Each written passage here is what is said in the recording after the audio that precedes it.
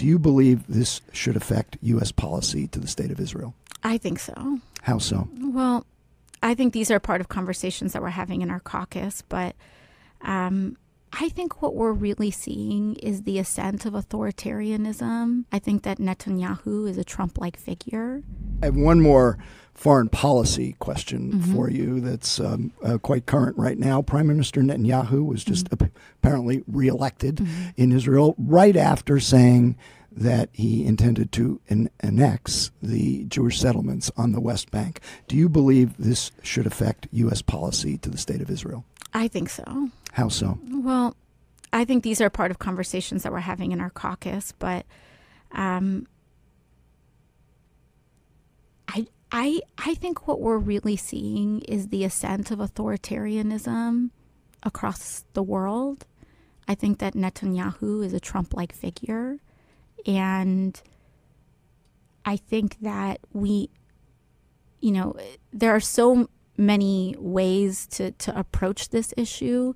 Betty McCollum even has a proposal that she's advanced, asking the U.S. not to fund child detention in Israel, Israeli child detention of Palestinian children.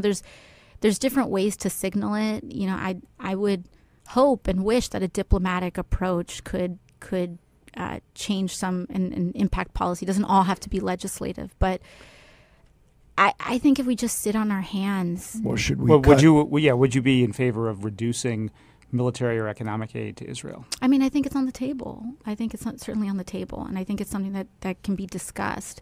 And I think that and I also acknowledge my role in this as well, in that I think that I hope to play a facilitating role in this conversation and a supportive role in this conversation. But I also know that there are people that have been leading on this for a long time, like Congresswoman McCollum.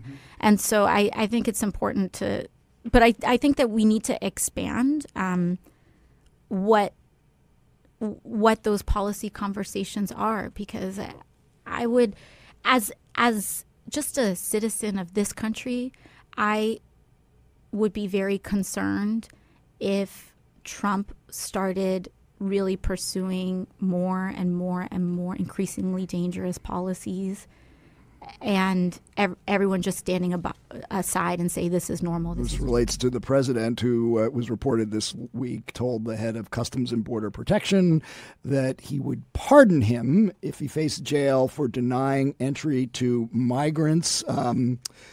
Chairman Jerry Nadler of the House Judiciary Committee said today that this showed the president's contempt for the law, and that it was for the president to suggest that goal by deliberately seeking to break the law is unforgivable. I assume you agree with him. The question is, what should be the consequences? I mean, I think this is largely largely a question for our leadership.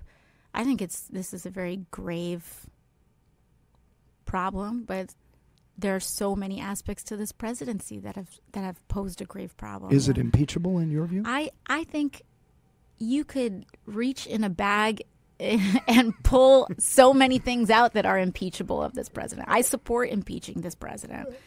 Well, your colleague, Congresswoman Tlaib, she's introduced a resolution to impeach. Have you signed on? Are you signing on? We hadn't signed on when it was first introduced, but we probably will. We'll take a look into it. You think you will? Yeah. There's just so many things. Well, what would be your top three? If you were drafting the articles of impeachment for the president, what would be Article 1, 2, and 3? Well, I think number one is emoluments. I think it's always been emoluments. I think it's always been about that for me. 2 and 3? 2 and 3. I think 2 would be tax fraud. And number 3,